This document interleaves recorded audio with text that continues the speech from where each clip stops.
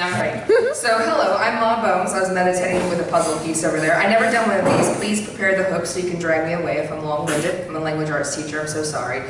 But not today, because I'm closed for business. So I saw this prompt and it made me think of a very distinctive memory, and I dedicate this to my dear mother. So my mother is that type of woman that when she says that she has eyes in the back of her head, I truly believe her. Like if she parted her hair, I would not be shocked if she had like a cyclops eye peering at me even as I slept.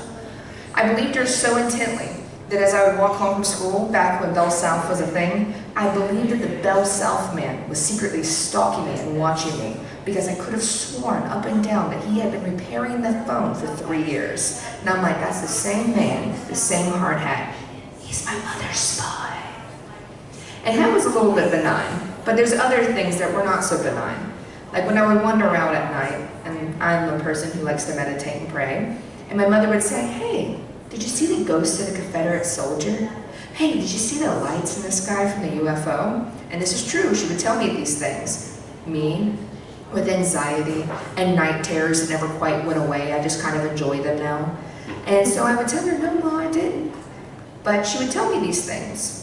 In the house where the doors would close by themselves, or the lights would flicker by themselves, or other things would happen and we would all say it's gravity or it's a gust of wind.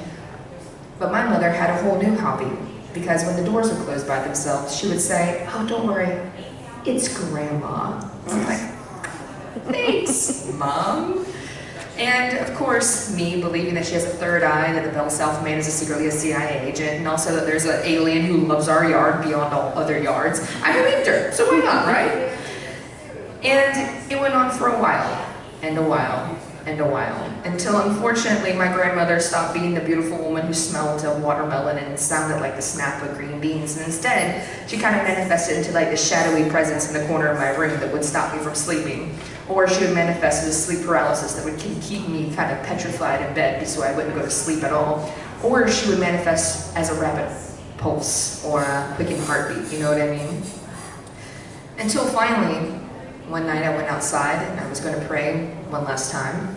I was coming around the circle that I normally do. And do you know that moment when you look into a shadow and you're determined that if you stare hard enough at it, you can kind of figure it out? That if you look just a little bit closer, it goes away?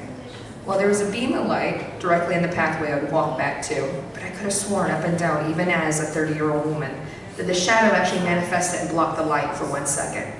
And I stared at it.